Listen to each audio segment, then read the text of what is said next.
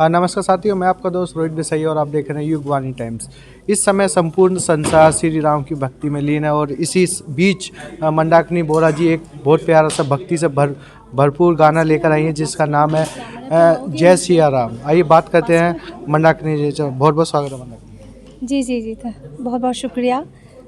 और आज आप लोग इस राम भजन के ओपनिंग में लॉन्च पे आप लोग आए और बहुत तहे दिल से शुक्रिया अदा करना चाहूँगी।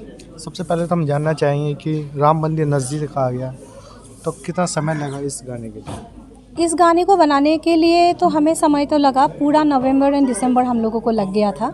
और दिसंबर महीने में इस गाने का हम लोगों ने शूट किया, पूरी रात भर हम लोगों ने शूट किए 17-18 तारीख को, और पूरे जंगल में शूट किए, सबसे बड़ी बात।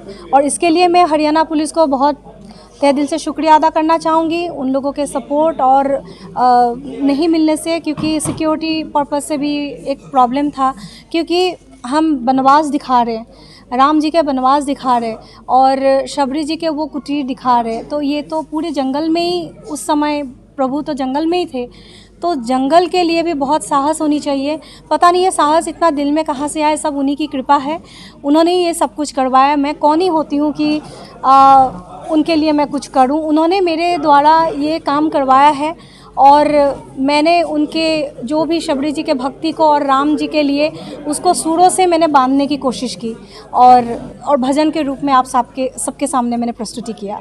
वैसे तो श्री राम की लीला अपरंपार है, लेकिन आपने जो अपने गाने में सबरी मिलन दिखाया है उसके पीछे क्या बात है? उसके पीछे यही बात है कि शबरी जी के जो भक्ति राम जी के लिए, जिसको नवदा भक्ति बोले जाते हैं, 9 गुण होते हैं उस भक्ति में, जिनको प्रभु राम ने सिर्फ और सिर्फ रामचरितमानस में सिर्फ शबरी जी के सामने ही इसके लिए बताए गए थे। जैसे प्रहलाद जी ने हिरण्यकशिप को बताए थे सत्ययुग में, और प्रभु श्री कृष्ण ने अर्जुन को बताए थे। तो ये एक बहुत बड़ी एक भक्ति है जो मुझे दिखाई देती है कि शबरी जी का जो एक प्योर भक्ति, उनके लिए प्रेम, एक माता के रूप में एक पुत्र के लिए प्रेम। और प्रभु तो प्रभु ही है, वो चाहे तो शबरी जी के वहाँ ना जाके भी रावण को मारने के लिए जा सकते थे, बट रावण को मारना प्रभु श्री राम का मकसद नहीं था। तो ये जो है उद्धार करना था, उस आसुरिक शक्ति को उद्धार करना था, और शबरी माता के जो भक्ति को उनके सामने उनको प्रकट होना था। उनके भक्ति के कारण उनके सामने प्रभु राम जी खुद साक्षात दर्शन दिए, और कि शबरी जी के ये प्योर भक्ति के कारण।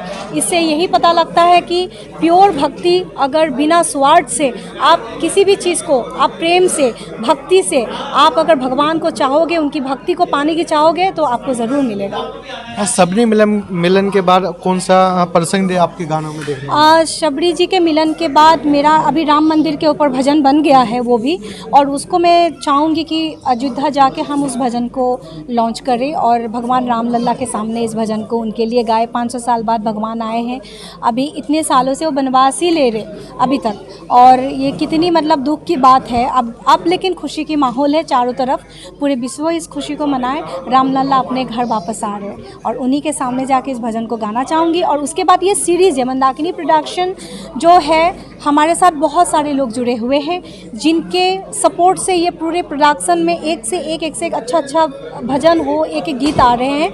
और मेरे प्रोडक्शन से नेक्स्ट ये राम मंदिर के ऊपर भजन भी लॉन्च होने जा रहे हैं। उसके बाद राम जी और भरत के जो मिलाप है, जो एक भातृ का जो प्रेम है अपने भाई के लिए, उसको भी मैं दिखाना चाहूँगी। और सबसे बड़ी बात, रामचरितमानस में हनुमान और राम जी के मिलन के बिना ये रामायण कभी कंप्लीट नहीं हो सकता है, जिनको दिखाने की कोशिश करूँगी अगर राम जी की कृपा रहेगी तो। अपनी मधुर आवाज़ में गानों को बोलो जी। चख चख बेर राम जो दीनो, मंद मंद मुस्का खालीनो, बारी में तो हो गई रे, हरि दर्शन में खो गई रे, घर मोरे आयो मोरे राम, हो गयो मंदिर शबरी धाम। जय सिया राम, जय जय सिया राम, जय सिया राम, जय जय सिया राम। बहुत सुंदर प्रस्तुति, बहुत सुंदर। तो दोस्तों आपने देखा कि मंदाकिनी जी कितना प्यारा गाना श्री राम जय श्री राम लेकर आई हैं। आप भी ज़रूर देखें। जय श्री राम।